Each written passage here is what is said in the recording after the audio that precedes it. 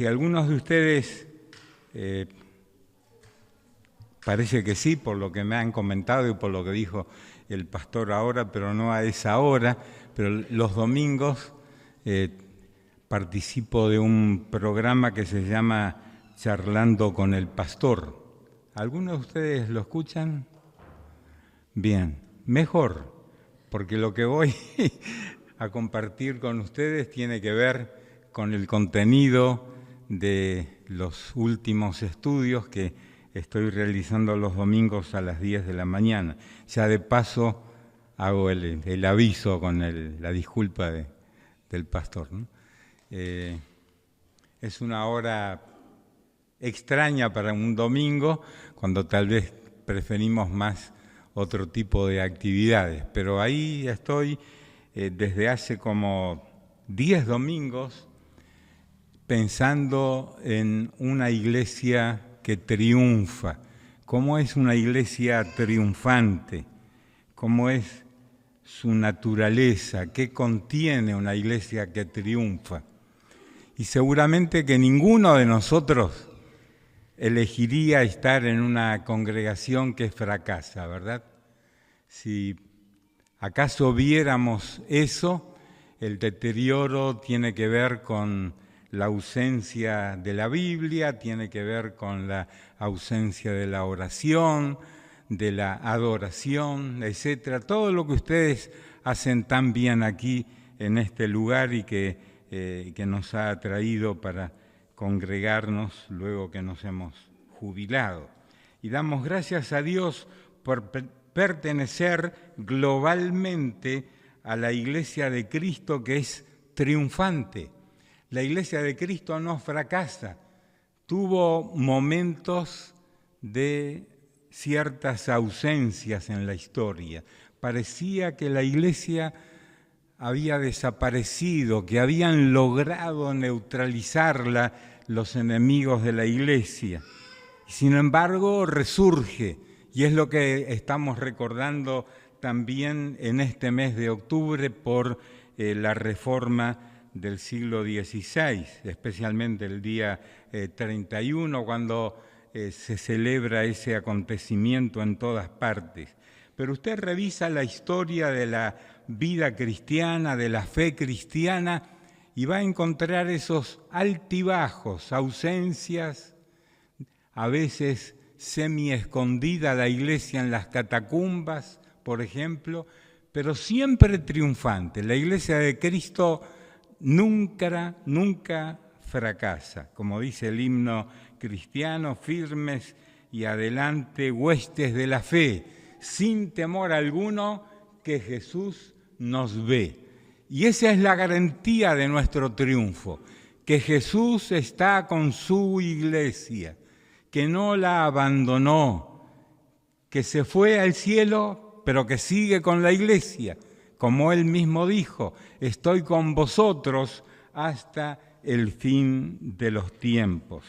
Así que veremos en esta mañana un tipo de reflexión en torno a este tema que ustedes están leyendo, naturaleza de una iglesia triunfante.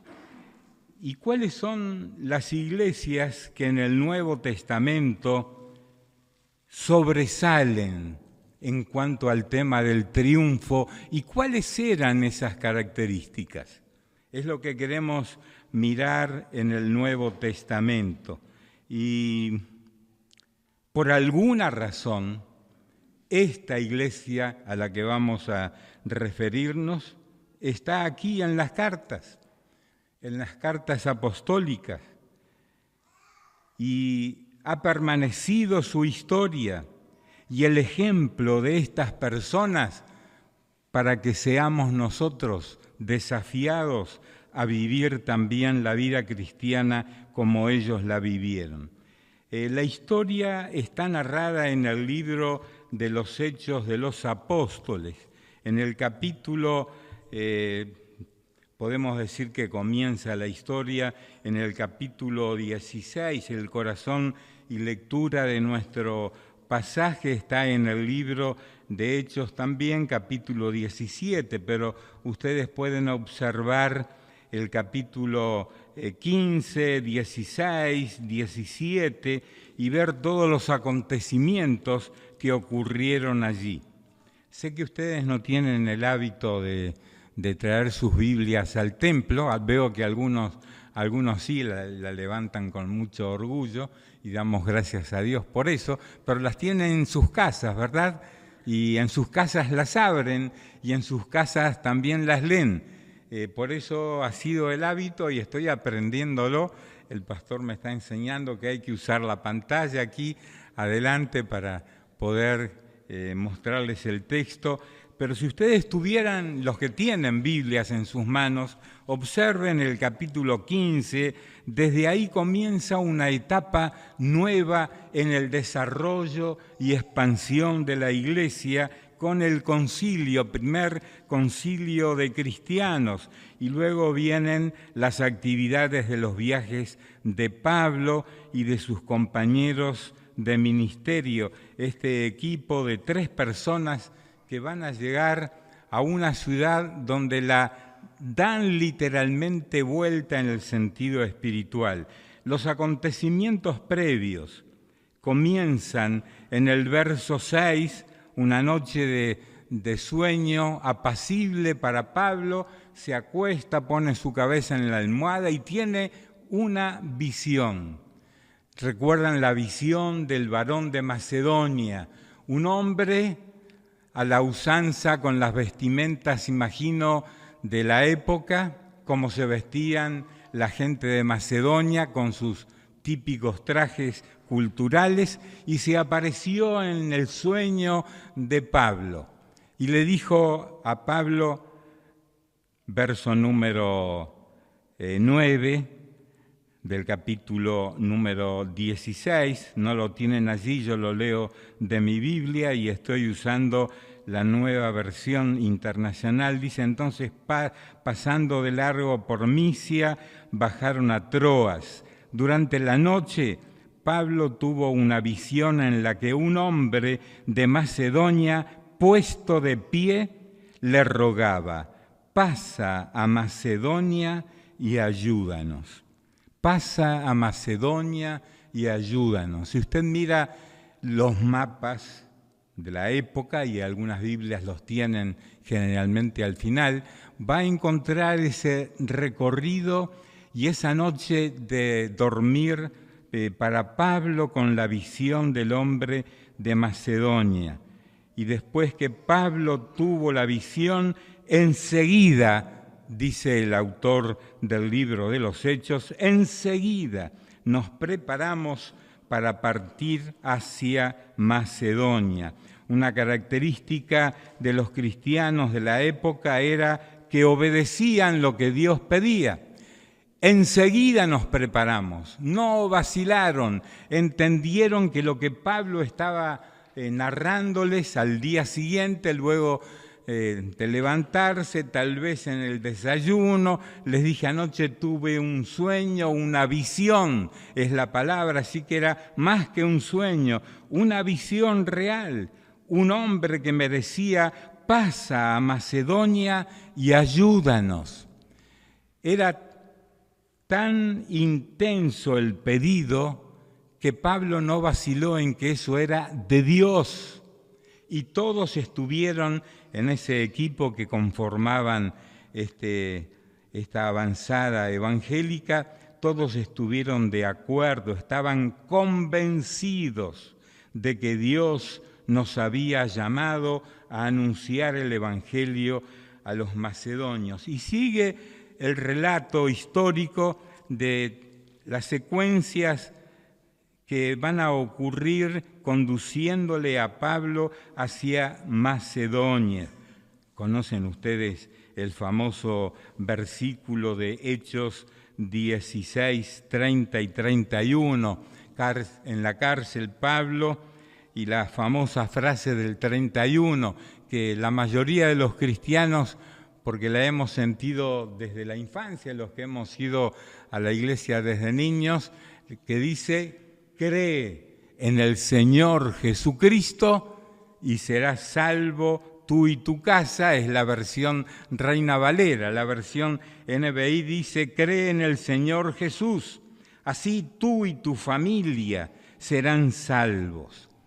Y eso lo hemos aplicado también a nuestras propias vidas, esa frase que Pablo le dice a ese hombre desesperado allí en la cárcel. Y sabemos la bendición de lo que significa que toda la familia conozca a Cristo como Salvador, que Él esté en el centro de nuestras vidas. Y llegamos al capítulo 17, eso lo tenemos allí en la pantalla, pueden seguirlo los que no tienen Biblias, dice, atravesando Anfípolis y Apolonia, lugares que tal vez hoy existen con otros nombres, pero están los lugares aún allí. Pablo y Silas, eran dos en ese momento, llegaron a Tesalónica, donde había una sinagoga de los judíos. Y como era su costumbre, Pablo entró en la sinagoga y 3 sábados seguidos discutió con ellos. Tres sermones predicó Pablo en Tesalónica, basándose en las Escrituras. Otra característica de los cristianos de la época, les explicaba y demostraba que era necesario que el Mesías padeciera y resucitara. Y les decía, este Jesús que les anunció es el Mesías, que les anuncio es el Mesías. Algunos de los judíos se convencieron y se unieron a Pablo y a Silas, como también lo hicieron un buen número de mujeres prominentes y muchos griegos. Vayan viendo cómo se comenzó a conformar aquella primera congregación en Tesalónica. Había judíos, había griegos. Pablo o Lucas, el autor, destaca que un buen número de mujeres son mencionadas en el libro de los Hechos. No había discriminación. ¿Cómo le dicen ahora a ese tema? Hombres y mujeres. En aquella época la mujer estaba muy relegada, apenas podía ser vista en público. Pero aquí conformaron la primera línea de la iglesia en Tesalónica, muchas o un buen número de mujeres y muchos griegos. ¿Qué congregación? Judíos, griegos, mujeres, había de todos los colores de piel y de lenguas en la primera congregación, pero estaban juntos. Pero los judíos, llenos de envidia, reclutaron a unos maleantes callejeros con los que armaron una turba y empezaron a alborotar la ciudad, llenos de envidia. ¿Cómo es una persona llena de envidia? ¿Conocen a alguno ustedes? ¿Han conocido en el pasado? Una persona llena de envidia, internamente, emocionalmente, y que trasciende en lo externo. Estos judíos envidiosos, llenos de envidia por el éxito que había tenido la predicación de Pablo, contrataron personas, reclutaron personas similares a ellos. Y ellos eran maleantes callejeros. Todavía podemos decir que existen en nuestras calles, ¿verdad? Personas que son maleantes callejeros, que andan robándole a la gente, violentando a las personas. Con esos armaron esa turba y alborotaron la ciudad. Asaltaron la casa de Jasón, que era de los primeros hombres cristianos y era un prominente de la ciudad. Estaban buscando a Pablo y a Silas, que se habían alojado con ellos. Los había llevado Jasón a su casa con el fin de procesarlos públicamente. Verso 6, pero como no los encontraron, arrastraron a Jasón y a algunos otros hermanos ante las autoridades de la ciudad, gritando: estos que han trastornado el mundo entero han venido también acá. Qué frase esta, ¿verdad? Perdón. Los que han trastornado el mundo entero. No sé qué rápido viajaban las noticias, pero estos judíos envidiosos ya sabían lo que había ocurrido en Jerusalén, en Antioquía, en otros lugares donde se estaban armando las comunidades cristianas evangélicas. Han trastornado el mundo, han llegado aquí y están trastornando nuestra ciudad. Todos ellos actúan en contra de los decretos del emperador, afirmando que hay otro rey, uno que se llama Jesús. Y bueno, ocurre lo que dice el verso 8, todo el relato supongo está muy resumido por Lucas, que hubo toda una actividad social y pública y escándalos en la ciudad porque había una multitud y habían atraído la atención de las autoridades de la ciudad. Entonces éstas exigieron fianza a Jasón y a los demás para dejarlos en libertad. Esa es la parte histórica del comienzo de la iglesia. No recuerdo cómo comenzó esta iglesia. Vino Pablo, predicó, armó un alboroto aquí en el barrio y ustedes se congregaron.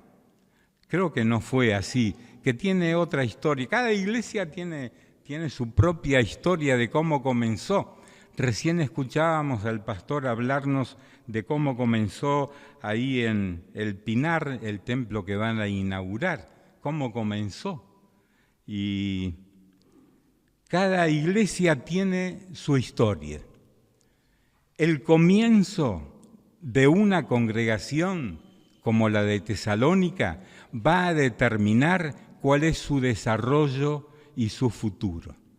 Esta iglesia estaba siendo preparada para cosas difíciles, para tiempos de persecución.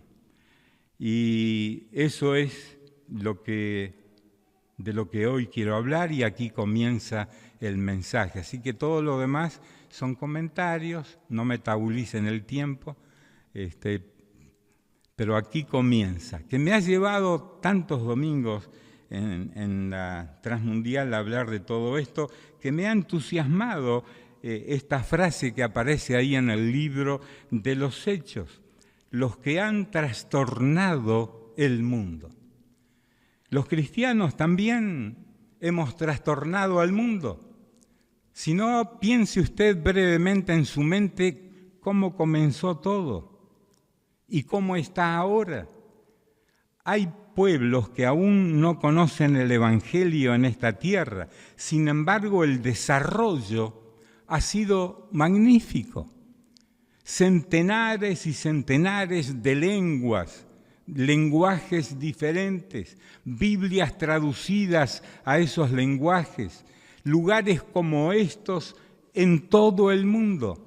Y todo comenzó en un aposento alto, una pieza en lo alto de una casa, con un grupo de personas que oraron y confiaron en el poder de Dios y fueron por todo el mundo anunciando el Evangelio en su época. Y eso ha llegado hasta aquí, llegó hasta nuestras vidas.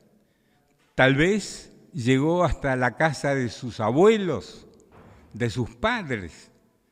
Y ellos supieron encaminar esa familia a la que usted pertenece en el Evangelio y les hicieron llegar a ustedes las noticias del Evangelio. Algunos de ustedes se habrán casado ya en el Evangelio y conocieron su cónyuge en esta iglesia o en otra congregación cristiana y están anunciando lo mismo que estos hermanos anunciaban allí en Tesalónica. Así que el crecimiento y naturaleza de una iglesia triunfante es su continuidad, el desarrollo de la misma, el permanecer, el obedecer, para que podamos darle continuidad a las Sagradas Escrituras, al Evangelio, a la salvación. Damos gracias a Dios por todos aquellos que en el pasado nos antecedieron y nos comunicaron la verdad del Evangelio. Piense usted en su propia familia, cómo fue conducido usted a Cristo. Gracias a Dios por la fidelidad de aquellas personas. Yo conozco un hermano en Cristo que vive en Uruguay, que debe ser tan joven como yo, un poco más, que me contó un día que estando en Europa llegó la guerra a su país, Alemania, y vinieron los soldados y reclutaron a su papá. Dice, la última vez que vi a mi padre, yo era pequeño, no lo vi más. Pero él nos dejó el legado del Evangelio. Nos enseñó desde pequeños que teníamos que ser cristianos. Nos enseñó la Biblia. Y muchos años después él pudo emigrar y aquí tiene su familia y tiene sus nietos que también son cristianos. Supo darle continuidad a su fe, a su amor y a su esperanza. 3 características que hoy quiero compartir con ustedes de esta congregación en Tesalónica. Por favor, veamos el texto de Primera de Tesalonicenses 1, verso 2. Y me voy a quedar con esas 2 frases por hoy. Tengo aquí demasiadas hojas para el tiempo que me queda antes que se nos peguen los ravioles en casa, así que no voy a darles un estudio de las 2 cartas. Sería magnífico que ustedes le den lectura a las 2 cartas de una sentada, o separen la primera de la segunda. Son cortas, y junte la historia del libro de los Hechos con las cartas. Vean ustedes lo que escribió Pablo, no solamente Pablo. El autor de esta carta, la parte escritural la hace Pablo, pero en realidad todo lo que Pablo pone aquí son conversaciones que tuvo con su equipo de trabajo. ¿Cómo estaba compuesto el equipo de trabajo de Pablo? Él mismo se encarga de ponerlo allí en el verso 1. Pablo, Silvano y Timoteo. ¿Cuáles son los nombres, Pastor Esteban, de tu equipo aquí, no? Hay más de 3, ¿no? Gracias a Dios, ¿no? Aquí había 3. Ahora, una cosa que aprendemos de Pablo es que trabajaba con otros, nunca andaba solo. No es bueno andar solo. Ni siquiera el llanero solitario andaba solo. ¿Quién era su compañero? ¿Cómo saben, Esa historia la aprendimos de niños y queda, ¿verdad? Y el caballero del antifaz, elegantemente vestido, para ser un cowboy, andaba siempre limpio, no sé cómo hacía. El que se ensuciaba era su compañero de trabajo. Pero aquí tenemos a 3, Pablo, Silvano y Timoteo. De Pablo y de Timoteo sabemos bastante, de Silvano sabemos poco, pero sería bueno investigarlo también. Y ellos saludan a la iglesia y fíjense, escribe en plural: siempre damos gracias a Dios por todos ustedes, cuando los mencionamos en nuestras oraciones. Los recordamos constantemente delante de nuestro Dios y Padre a causa de la obra realizada por su fe, el trabajo motivado por su amor y la constancia sostenida por su esperanza en nuestro Señor Jesucristo. Gracias a Dios por todos ustedes. Siempre, dice, damos gracias a Dios. No sé si a usted le ocurre eso, pero a veces no oramos como este equipo, ¿no? Pensando en algunas personas que nos puedan haber afligido la vida. Yo sé que aquí no, que todos son santos, puros, y que nunca se comen al pastor asado al horno los domingos después del culto, ¿no? No hablan mal del pastor. ¿Hay alguien que habla mal del pastor? No van a levantar la mano. Pero hay gente por la que se nos aflige el espíritu y no podemos dar gracias a Dios por ellos. Ahora Pablo se enfocó en esa congregación, mujeres, griegos, judíos, y se fueron agregando otros. Y dice Pablo, siempre damos gracias a Dios por todos ustedes. No tengo ninguna queja para presentarle a Dios. Había un hermano en una congregación que siempre oraba por otros. Se ponía de pie en los días de oración y oraba por otras personas. Hasta un día dijo, Señor, bendice a fulano, al otro también y al otro también, pero a sutano, Señor, y ahí usó una palabra que no voy a usar aquí, pero él la usó en el templo, en la oración. Hasta escuché a alguien decir, estoy orando para que el Señor se lo lleve, que se muera de una vez.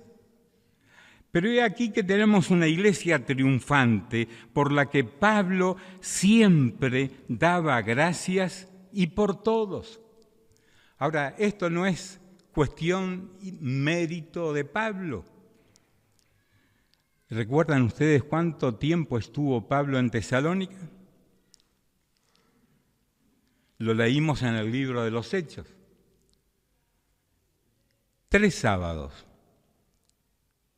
3 semanas, digamos 1 mes estuvo Pablo en Tesalónica. Luego tuvo que salir corriendo porque lo andaban buscando para matarlo, ¿no? Por lo que había hecho de soliviantar a toda la ciudad. Lo leímos en el libro de los Hechos. Él predicó 3 sermones en Tesalónica. El día sábado, el día de la sinagoga. Y como era privilegio de los visitantes que llegaban a la sinagoga, darles el tiempo del sermón, entonces él tuvo la oportunidad 3 veces de anunciar a Jesucristo públicamente. En esas presentaciones se convirtieron muchos judíos que estaban en la sinagoga.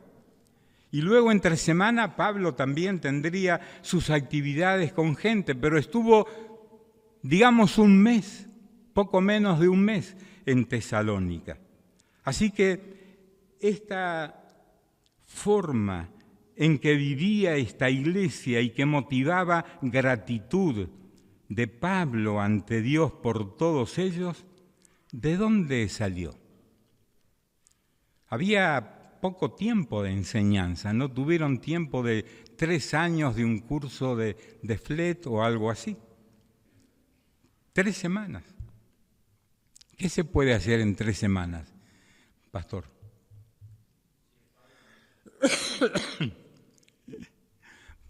Pablo tuvo ese tiempo.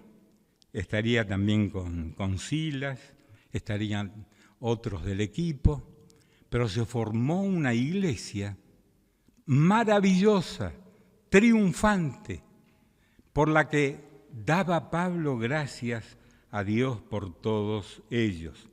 ¿Cuáles son las razones por las que daba gracias? Y aquí podemos también incluir, en un pequeño paréntesis, hablando un poco del contenido de nuestras oraciones. ¿Qué le oramos a Dios?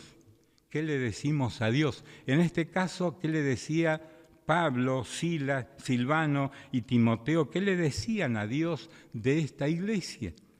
La gratitud era por 3 cosas que están mencionadas allí en el verso número 3. ¿Las tienen ustedes en sus Biblias? Bueno, a eso me voy a dedicar, voy a saltar todo esto, que son varias hojas.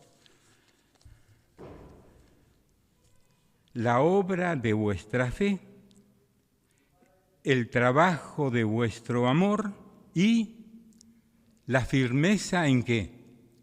¿Qué tienen ustedes ahí?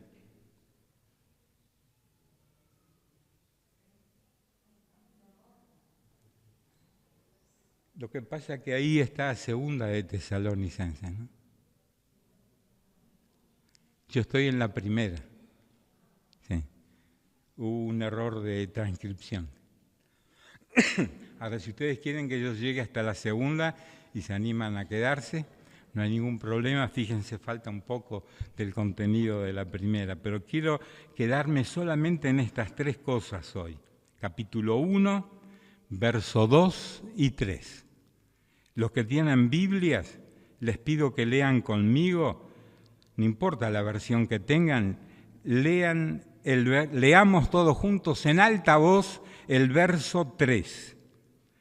Los recordamos constantemente delante de nuestro Dios y Padre a causa de la obra realizada por su fe, el trabajo motivado por su amor y la constancia sostenida por su esperanza en nuestro Señor Jesucristo.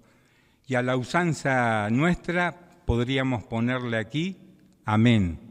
El amén tiene su historia y lo mencionan poco los cristianos de la época de Pablo, lo menciona Jesús. Pero aquí terminamos una oración y decimos amén. Y así sea. Así sea que en este caso. Pablo le está dando gracias a Dios por estas 3 cosas que eran características de esta iglesia triunfante. ¿Por qué triunfaba la iglesia? Primero, por la obra de vuestra fe. Fe. ¿Cuántas letras tiene la palabra? 2 letras. Hay palabras que usamos a menudo y que son más largas, que tienen más letras. Tienen también poco significado, pero esta tiene 2 letras y ¿cuánto significa? Fe, ¿en qué sentido? No solamente en el sentido doctrinal, aunque ellos habían sido enseñados en la base del Evangelio por el mismo Pablo. Y si ustedes leen la carta con detenimiento, van a encontrar la declaración de fe, por ejemplo, de Pablo en el capítulo 1, versos 9, 10 y en adelante. Pablo les había enseñado las doctrinas principales que debían de sustentar a la iglesia. Y si tuviéramos de Pablo solo esta carta, sería suficiente para saber qué es lo que tenemos que anunciar, qué clase de fe, de cuerpo de doctrinas tenemos que anunciar. Me parece a mí, a modo de observación nomás, humildemente lo quiero decir, que gran parte de las iglesias locales en muchas partes del mundo se han olvidado de este aspecto, de la clase de fe a la que pertenecemos. Y la iglesia en Tesalónica, si bien podría haber sido numerosa, no era una iglesia gigante como la de Jerusalén, por ejemplo. Era una congregación. Tampoco tenían templos. Se reunían en la sinagoga, en las casas.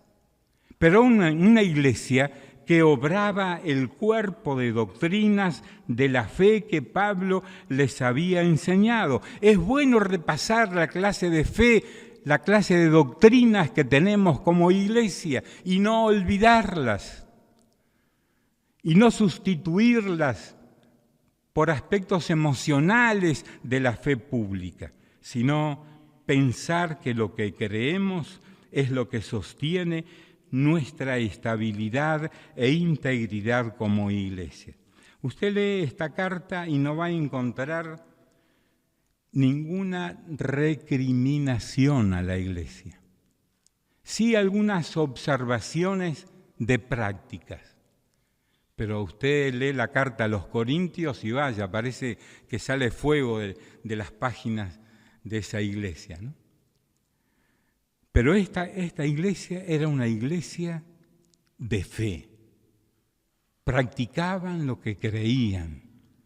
También podemos pensar en la clase de fe relacionada a la vida cristiana, a la vida milagrosa cristiana.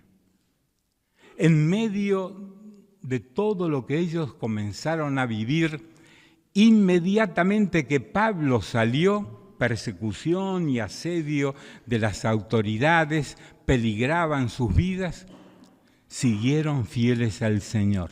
Una frase que pone Pablo por allí es que dejaron los ídolos. Tesalónica era un centro idolátrico muy grande, muy fuerte. No había casa donde no había un ídolo. Ídolos de todas clases. Y cuando Pablo llegó, esos ídolos tuvieron que emigrar de las casas de aquellas personas que nacieron de nuevo. Dejaron los ídolos, dice el verso 9 del capítulo 1, dejando los ídolos para servir al Dios vivo y verdadero. Eso lo creían de corazón y los hacía diferentes al resto de la ciudad. Por eso impactaron a la ciudad, la obra de vuestra fe. Y les llevó a ellos 3 semanas a aprender este estilo de vida. La segunda cosa, y el tiempo se va rápidamente, según mi tachómetro que está por aquí, voy a mirarlo, ya pasó la hora acostumbrada. Así que voy a abreviar todo. El trabajo de vuestro amor. En la versión que ustedes tienen, ¿qué dice antes de amor? ¿Cómo? Motivado, el trabajo motivado por su amor. Pero vea que en todas las versiones aparece el término trabajo. Cuando pensamos en amor, más bien no pensamos en trabajo. Trabajo implica dedicación, compromiso. Usted está en una empresa, en un negocio, en lo que sea, y para ganar el sueldo que tiene, pues tiene que dedicarle tiempo, trabajo, compromiso. Usted va a defender su trabajo. Pablo menciona que una característica de esta iglesia triunfante es que trabajaban motivados por su amor. Trabajaban. La vida cristiana implica trabajo. Hay que trabajar. No es que llegamos al cielo ya, todavía no llegamos al cielo.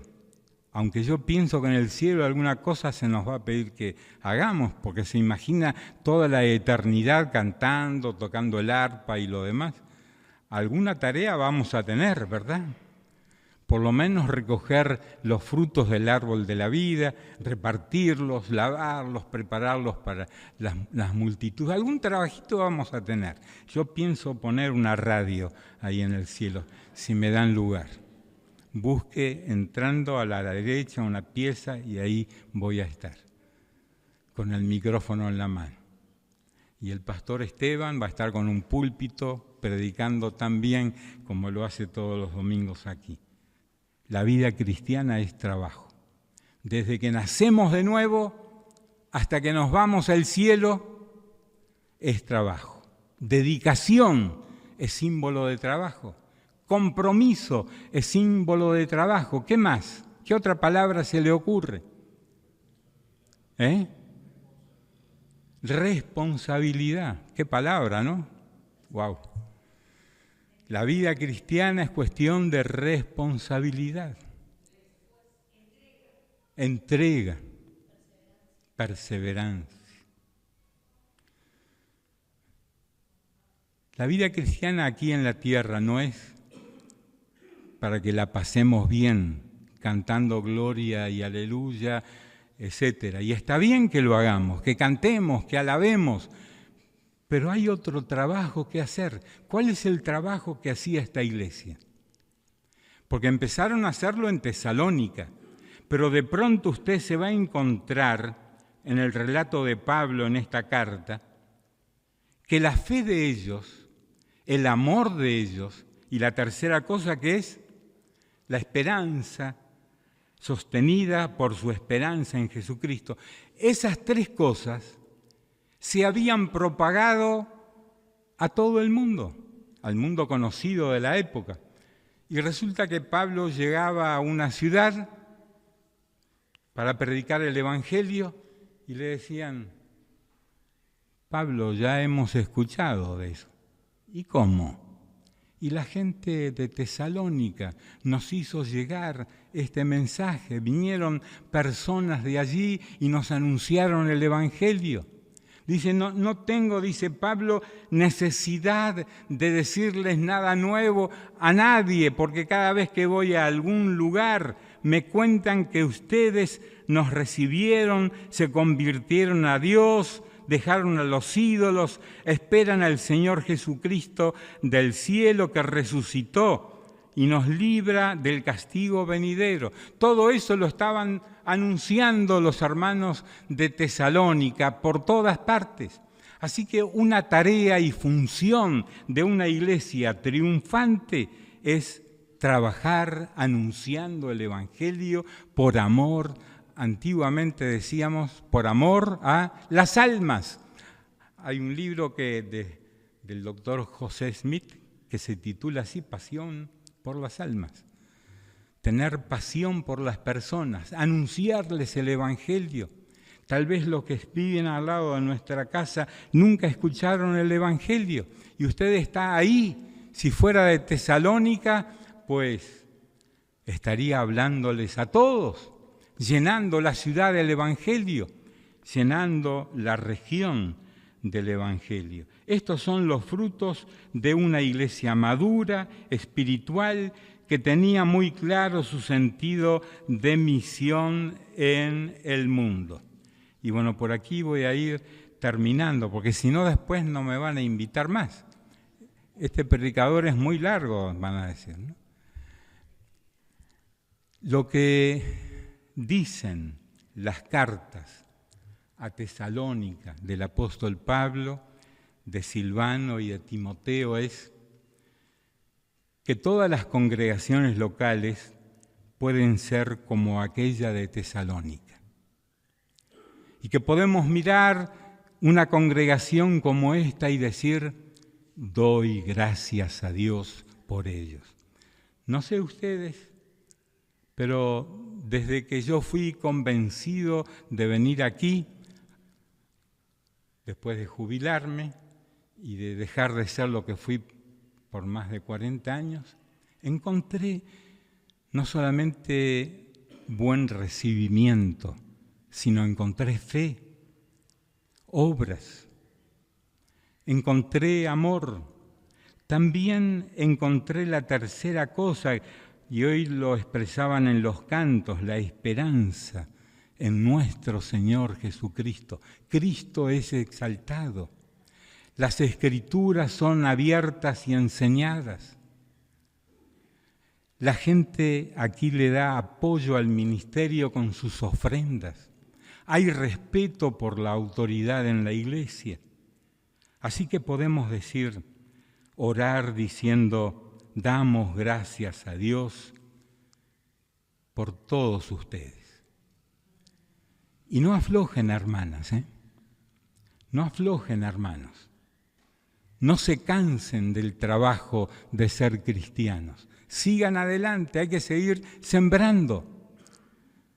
Si bien hay algunos lugares vacíos hoy, algunos otros domingos he notado están más llenos, todavía hay lugar en la casa del Señor, porque todavía afuera hay gente como en Tesalónica, como en Acaya, como en Troas y otros lugares mencionados en estas cartas, gente que no conoce a Cristo.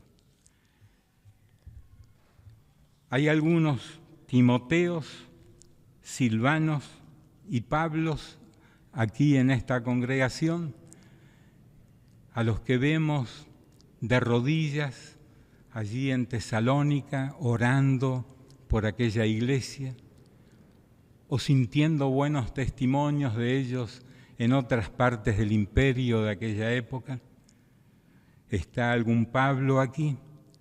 ¿Está algún Timoteo aquí?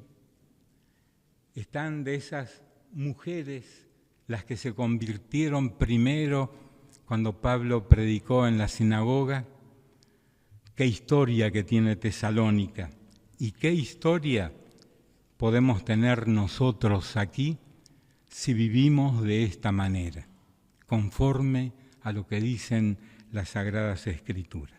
Vamos a orar. Señor, te doy gracias por Jesucristo, nuestro único y suficiente Salvador, el que murió, resucitó y volverá otra vez. Y vemos cómo se está aprontando su venida. Y vemos el cielo agitado por la segunda venida de tu Hijo Jesucristo, oh Padre y Dios Todopoderoso. Hoy te damos gracias por todo eso que aguardamos con esperanza. Trabajamos con entusiasmo. Practicamos el amor unos para con los otros. Señor, pedimos tu bendición para cada integrante de esta congregación. Que tú nos des un claro sentido del llamado al servicio.